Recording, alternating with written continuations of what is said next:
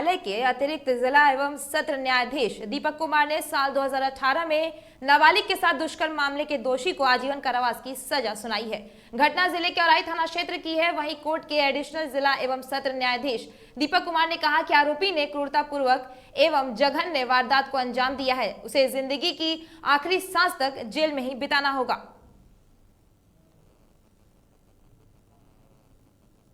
आपको बता दें कि 2018 मामले को लेकर के आरोपी को आजीवन कारावास की सजा सुनाई गई है।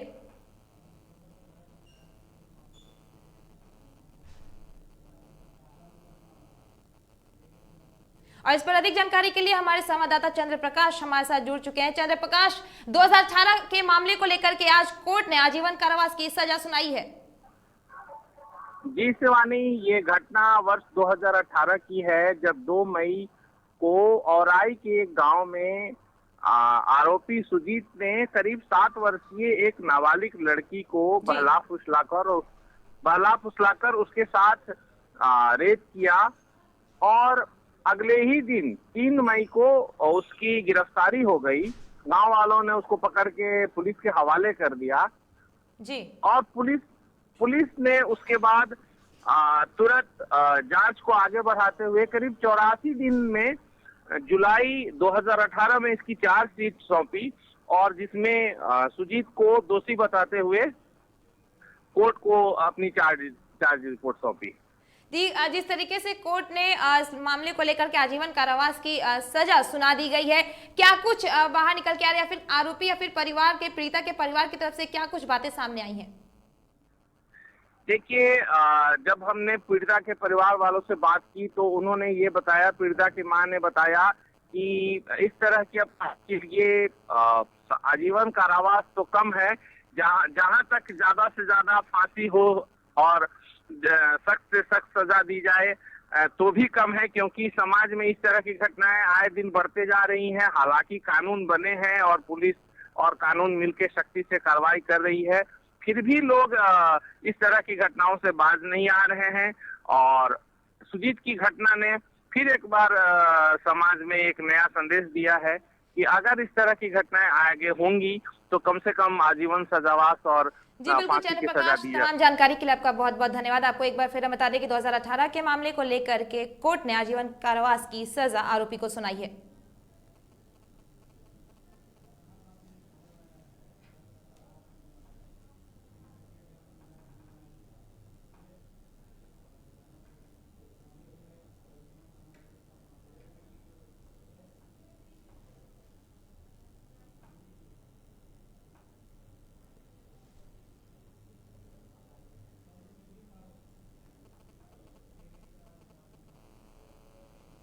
बढ़ते अगली खबर की ओर। कोरोना के आफ्टर इफेक्ट के कारण रोहतास के विक्रमगंज पीएचसी प्रभारी डॉक्टर राम नारायण राम की 7 फरवरी को मौत हुई और उसके 30 दिनों बाद ही स्वास्थ्य विभाग ने उन्हें प्रमोट करते हुए शेखपुरा का सिविल सर्जन बनाकर भेज दिया। शेखपुरा के सिविल सर्जन बनाए गए डॉक्टर राम नारायण राम दिसंबर में कोरोना होने पर क्वारंटीन हुए तो उसके बाद से ही कम ही आते थे। कोविड के इफेक्ट के कारण वह ऑक्सीजन पर गए, फिर मौत हो गई। मौत की सूचना घर वालों ने फोन से सिविल सर्जन रोहतास को दे दी थी, जिसे लिखित में प्रधान सचिव तक भेज दिया गया था। लेकिन हद तो तब हो गई जब जानकारी के बाद भी उन्हें प्रमोट करते हुए शिवहर में पदस्थापित कर दिया गया। आपको बता दें कि स्वास्थ्य विभाग की एक बड़ी लापरवाही सामने आई है, जहां एक मृत को एक अधिकारी के तौर पर नियुक्त करने का मामला भी सामने आया है, जिसको लेकर के बीते दिन भी संसद में कई सवाल विपक्ष के तरफ से खड़े किए गए। आपको बता दें कि 30 दिनों के बाद ही स्वास्थ्य विभाग ने उन्हें प्रमोट करते हुए शेखपुरा का सिविल सर्जन बनाकर भेज दिया था। वहीं शेखपुरा के सिविल सर्जन बनाए गए डॉक्टर राम नारायण राम दिसंबर में ही कोरोना होने की वजह से क्वारंटीन हुए थे और जिसके बाद वो कम ही आते थे। कोविड के इफेक्ट के कारण ही उन्हें ऑक्सीजन पर वो गए और उसके बाद आपको बता दें कि उनके बाद उनकी मौत हो गई और मौत की सूचना घर वालों ने फोन के जरिए सिविल सर्जन रोहतास को भी दी थी, जिसे लिखित में प्रधान सचिव तक भी भेज दिया गया था। लेकिन आपको बता दें कि सब चीजों के बावजूद उन्हें प्रमोट करते हुए शिवहर में पदस्थापित कर दिया गया।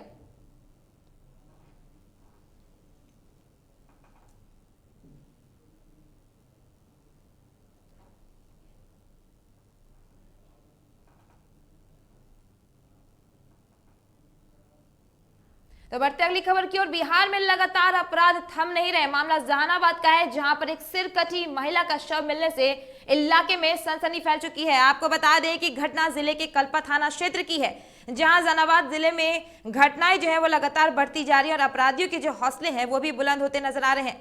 कल्पा थाना के अंतर्गत बधार में पड़ी गर्दन कटी हुई महिला का शव बरामद होने की वजह से इस बात की जो भनक है वो कानो कान प्रशासन को भी नहीं लगी, लेकिन इलाके में लोगों के अंदर काफी दहशत का माहौल बना हुआ है। आपको बता दें कि सिरकटी महिला का शव मिलने से इलाके में सनसनी फैल चुकी है। और इस पर अधिक जानकारी के लिए हमारे संवाददाता जहानाबाद से कुणाल हमारे साथ जुड़ चुके। कुणाल, क्या कुछ मामला जिस तरीके से सिरकटी महिला का शव बरामद किया गया है? शिवानी जी, ये जो मामला है ये जहानाबाद और कल्पा के बॉर्डर का है। जहानाबाद थाना और कल्पा थाना के बॉर्डर का है।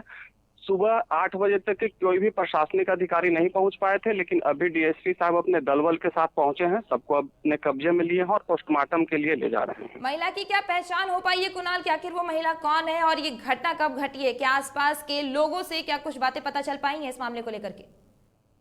महिला का, जहां तक महिला की पहचान की बात होती है तो महिला की पहचान अभी तक नहीं हो पाई है। महिला के पास एक पर्स मिला है जिसमें उसका एटीएम है। एटीएम के बल पे ही उसकी पहचान हो पाएगी। मुसीबत की बात यह है कि उस महिला का अभी तक के केवल शरीर मिला है, उसका गर्दन अभी तक नहीं मिल पाया है, न धारदार हथियार मिल पाया है। पुलिस की तरफ से क्या कुछ बातें कही जा रही हैं इस मामले को लेकर के? किस तरीके के बयान सामने आ रहे हैं? डीएसपी साहब का जहां तक के कहना है कि वो कह रहे हैं कि इस समस्या का मैं जल्दी अनुसंधान कर दूंगा। मेरे पास बहुत बड़ा आधार मिल गया है कि इस महिला का एटीएम मिल गया है, महिला के पर्स में एक एटीएम मिली है, जिसके बल पे हम इस समस्या, इस कांड का मैं बहुत जल्दी ही अनुसंधान कर दूंगा। जी बिल्कुल, तमाम जानकारी के लिए आपका बहुत बहुत धन्यवाद कुणाल। आपको बता दें कि जहानाबाद में सिरकटी महिला का शव मिलने से हड़कंप मच चुका है। वहीं बिहार में लगातार आपराधिक घटनाएं जो है वो बढ़ती जा रही हैं।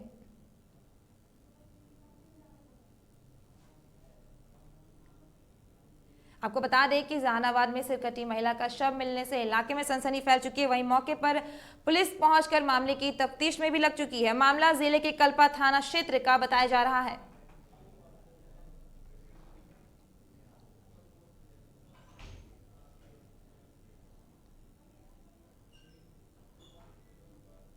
तो वहीं पीएचसी प्रभारी डॉक्टर रामनारायण राम की 7 फरवरी को मौत हो जाती है, जिसके बाद 30 दिनों तक स्वास्थ्य विभाग ने उन्हें प्रमोट भी किया और शेखपुरा का सिविल सर्जन बना दिया। शेखपुरा के सिविल सर्जन बनाए जाने के बाद डॉक्टर रामनारायण राम दिसंबर में कोरोना होने पर क्वारंटीन हुए थे। आपको बता दें कि इन सब के बावजूद सदन में लगातार ये मामला उठता हुआ दिखाई दिया। कहा जा रहा है कि कहीं ना कहीं अगर हम देखें तो स्वास्थ्य विभाग की एक बड़ी लापरवाही सामने आई है, जिसके मामले को लेकर के रोहतास जिले में लिखित प्रधान सचिव को एक पत्र भी भेजा गया था, लेकिन इस सब के बावजूद उन्हें शिवहर में पदस्थापित कर दिया गया। वहीं मृतक डॉक्टर के तबादले पर जब विपक्ष ने सदन में सवाल उठाए तो स्वास्थ्य मंत्री मंगल पांडे इन सभी मामलों में घिरते हुए दिखे, जिसके बाद स्वास्थ्य मंत्री ने सफाई देते हुए ये कहा कि ट्रांसफर की प्रक्रिया में शामिल अधिकारी को शो कॉज भी दिया गया है, दोषियों पर जल्द ही कार्रवाई की जाएगी। क्या कुछ कहा मंगल पांडे ने, आइए सुनाते हैं।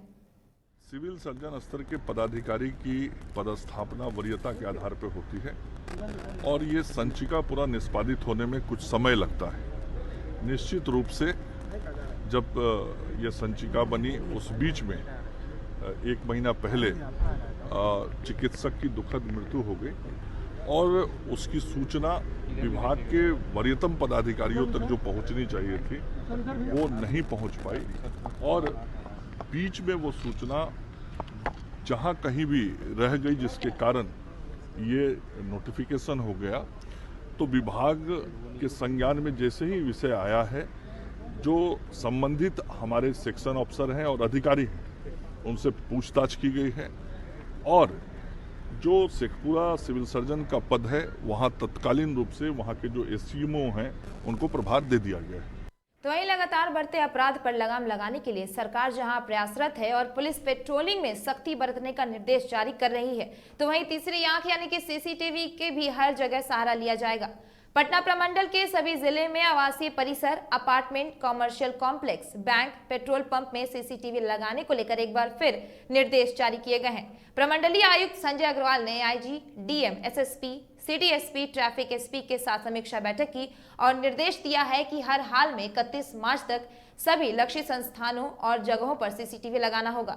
आयुक्त ने कहा है कि सीसीटीवी के माध्यम से अपराध की घटनाओं का त्वरित रूप में प्रामाणिक, पारदर्शी और प्रभावी अनुसंधान संभव हो पाता है और मामले का तेज गति से ही सही समय पर उद्भेदन भी हो जाता है। ऐसे में apartment, commercial complex, bank, jewellery shop, petrol pump और अस्पतालों में सीसीटीवी लगाना अनिवार्य है। समीक्षा बैठक में यह पता चला कि प्रमंडल स्तर पर अब तक 16,808 सीसीटीवी का इंस्टॉलेशन किया जा चुका है। इसमें 15,122 अपार्टमेंट, 1,345 मॉल, 341 थाने में सीसीटीवी लगाए जा चुके हैं।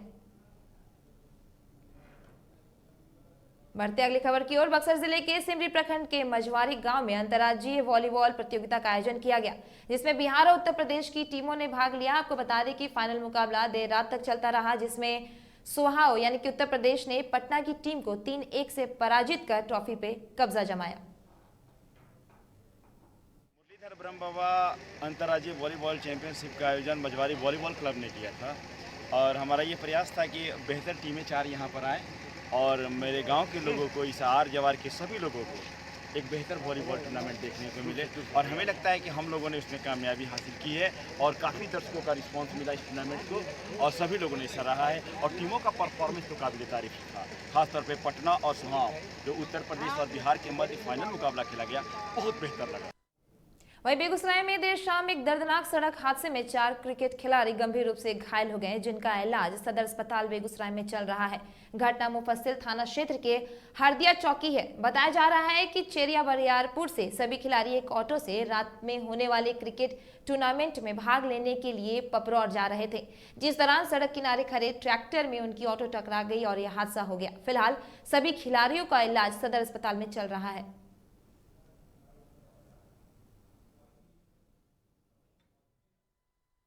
हम लोग चरिया बरियारपुर से हैं और पपरौर खेलने के लिए जा रहे थे और जैसे ही हरदिया पहुँचे और वहाँ पे एक मट्टी वाला ट्रैक्टर लगा हुआ था, उसमें टेम्पो टकराने के बाद स्लो मौसम में गिर गया तो हम लोग को पता नहीं चला। भले ही सूबे में बेहतर स्वास्थ्य सेवाएं देने की सरकार लाख दावे कर रही हो, मगर ये दावे सीएम नीतीश के गृह जिले नालंदा में ही खोखले साबित हो रहे हैं, जिसकी हकीकत बिहार शरीफ सदर अस्पताल में देखने को मिली, जहां आराम फरमा रहे डॉक्टर ने एक मासूम को देखना मुनासिब नहीं समझा। बच्ची के पिता अपनी 4 साल की बेटी को लेकर सदर अस्पताल में पागलों की तरह 1 घंटे तक घूमते रहे, मगर किसी भी डॉक्टर ने उसे नहीं देखा। बच्चे की हालत ज्यादा बिगड़ गई और उसे परिजन बाइक से निजी क्लिनिक लेकर चले गए। वहीं जब मीडिया की टीम डॉक्टर के कमरे में पहुंची तो वहां का नजारा ही कुछ और दिखा। डॉक्टर साहब मच्छरदानी के अंदर आराम फरमाते हुए नजर आए। उन्ने से भेजाते हैं, उन्ने कोई देखे लवलदार नहीं है। बच्चा सीरियस है? हाँ, बच्चा सीरियस है।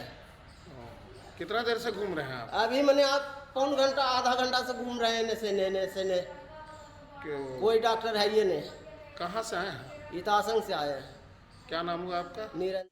रोहतास के बगौला थाना इलाके में शादी का झांसा देकर पिछले 7 माह से एक युवक के द्वारा एक युवती को घर से भगाया और शोषण करता रहा, लेकिन जब युवती ने शादी की बात की तो उसे घर से बाहर कर दिया। ऐसे में युवती अब दर दर की ठोकरें खा रही है। आपको बता दें कि घटना के बाद मामला दर्ज कराने पर युवक युवती को जान से मारने की भी धमकी दे रहा है। आपको बता दें कि शिकायत के बाद युवती को लगातार वो युवक धमकी दे रहा है। वहीं शादी का झांसा देकर युवती के साथ शोषण करने का मामला सामने आया है। डीएम के पास आए हैं गुहार लगाने के लिए। ससुराम डीएम के पास आए हैं गुहार लगाने के लिए। काहे लिए का हो गया है आपको दिक्कत? घोड़ी गांव के विकास कुमार यह ससुराम में गोलक्ष्मी में हमको रखे 7 महीना ले। अच्छा। अपने घर के काम सब करवाए, अपने माँ के तेल पानी सब करवाए।